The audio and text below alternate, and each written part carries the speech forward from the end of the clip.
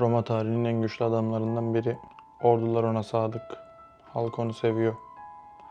Senato bile ondan korkuyor. Ama bir gün Senato binasına giriyor ve birkaç dakika içerisinde yaklaşık 23 bıçak darbesiyle öldürülüyor. İşin en çarpıcı tarafı ise şu, onu öldürenler düşmanlar değil, en yakın arkadaşları. Evet, bugün tarihin en ünlü suikastlerinden birini konuşacağız. Julius Caesar'ın öldürülmesi. Ama asıl soru şu, bu gerçekten bir ihanet miydi yoksa Roma Cumhuriyeti'ni kurtarmak için yapılan bir hamle mi? Hep birlikte bakalım. Şimdi Julius Caesar sıradan bir Romalı değildi. O hem bir asker, hem bir stratejist, hem de bir politikacıydı. Yani siyasetçi. Galya'da yürüttüğü savaşlarda o zaman Roma topraklarını inanılmaz bir ölçüde genişletti. Yani bugünkü Fransa'nın büyük bir bölümünü Roma topraklarına kattı. İnanılmaz bir ganimet elde etti. Ve bu seferlerin başka bir sonucu da vardı. Bu Galya seferlerinden aldığı inanılmaz ganimetle birlikte bu ganimeti ordusuyla da paylaştırıyordu yani. Ordusuna karşı çok cömertti. Ve ordusu da Roma'ya değil daha çok Sezar'a çok sadıktı kişisel olarak. Ve bu Roma için çok tehlikeli bir durumdu. Neden? Çünkü teoride o zaman Roma'da bir cumhuriyet vardı ve güç teoride Senato'nun elindeydi. Ama pratikte güçlü bir orduya sahip bir komutan aslında Roma'da güç sahibiydi. Ve daha fazla söz sahibiydi. Buna bir diğer örnek de mesela o dönemki Pompeius vardı mesela. O da aynı şekilde Senato'da da güçlüydü ama orduda da güçlüydü. Rubicon'dan bahsedelim, meşhur Rubicon Nehri. Bugünkü İtalya'da.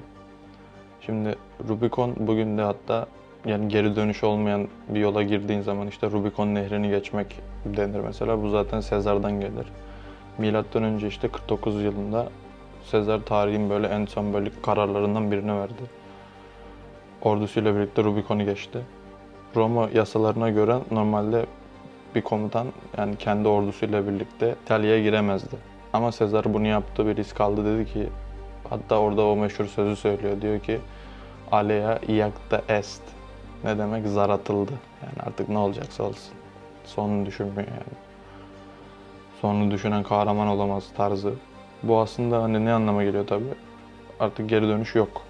Ve bu şekilde ordusunu alarak Rubicon'u geçerek Roma'yı bir uzun vade bir iç savaşa sürükledi ve Cumhuriyeti tehlikeye attı aslında. Bu iç savaş sonunda Sezar kazandı.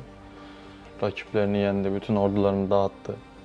Hatta meşhur diğer komutan Pompeius var, ikinci. Aynı Sezar stili bir adam. Senato'da güçlü. Ordusu var, kendi ordusu çok büyük ve ona sadık. Onu yendi. Bu galibiyetinden dolayı Senato ona bir ünvan verdi. O ünvan ne? Diktatör perpetua. Yani ne demek? Ömür boyu diktatör, kalıcı diktatör gibi bir şey. Bu daha önce Roma tarihinde hiç görülmemiş bir şeydi. Çünkü Roma Cumhuriyeti'nin o zamanki en büyük korkusu eski krallığın geri dönmesiydi.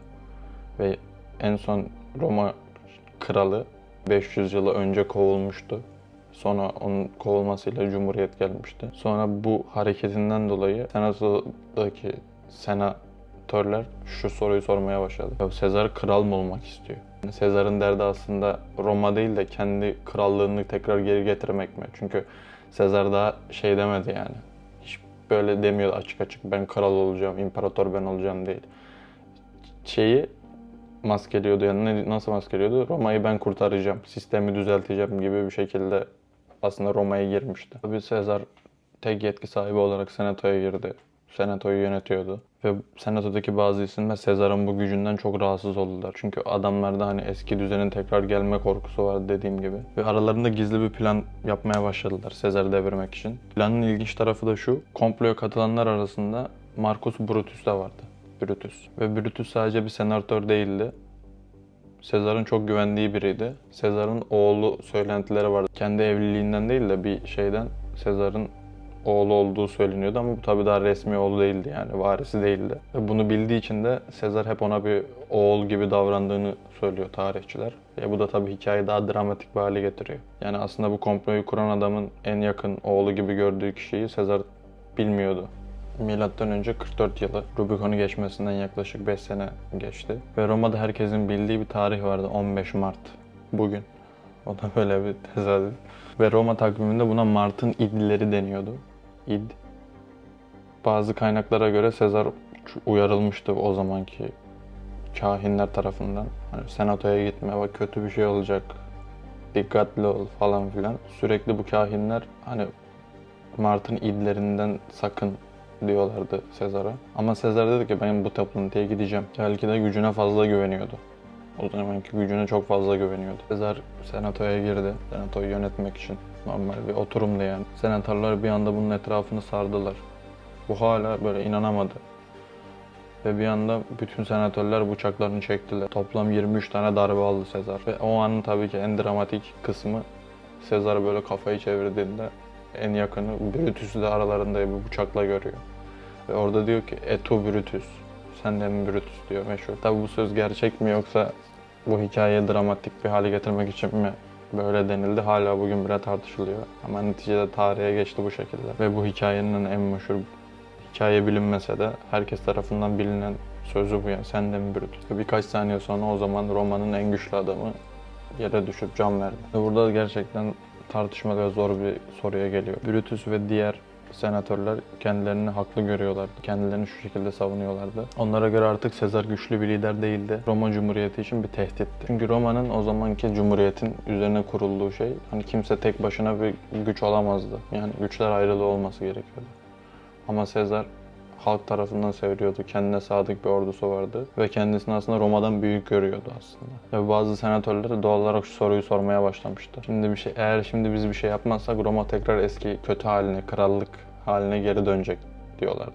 Aslında burada Brutus'un aslında Sezar'a bir kıskançlığı ve nefretini görmüyoruz. Hatta tam tersine Sezar'ı sevdiğim için değil, Roma'yı daha çok sevdiğim için bunu yaptım diyor. Yani Brutus kendini bir hain olarak görmüyordu. Kendi gözünde o bir katil değildi. Kendi gözünde tam aksine o cumhuriyeti kurtaran adamdı. Ama işte asıl olay burada başlıyor. Çünkü Sezar öldükten sonra Roma daha özgür olmadı. Düzen tekrar düzelmedi. Tam tersine Roma tekrar iç savaşa sürüklendi ve birkaç yıl sonra Sezar'ın evlatlığı olan Octavius, yani sonra imparator olduktan sonra, iç savaşı kazandıktan sonraki adıyla Roma İmparatorluğu'nun ilk imparatoru Augustus oldu. Aslında Cumhuriyeti kurtarmak için yapılan aksiyon, Cumhuriyet'in yıkılışını çok daha hızlandırdı. Ve burada birçok soru doğuyor.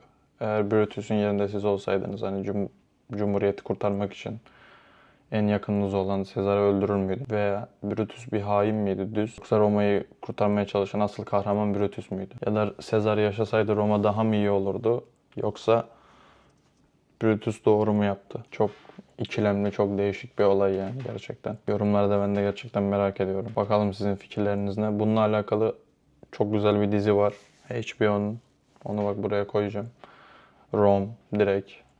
Bu dizi direkt şeyi anlatıyor. Galya savaşlarını, Sezar'ın yükselişini, işte askerleriyle arasındaki gerçekten o anlattığım sadık bağ falan. Bütün her şeyi çok böyle detaylı bir şekilde işliyor ve çok iyi. Galiba 3 sezon olması lazım. Ben 2 sezon izlemiştim. Sezar'ın öldüğünde bırakmıştım. Herhalde son sezonda bu dediğim Augustus'un yükselişini anlatıyor.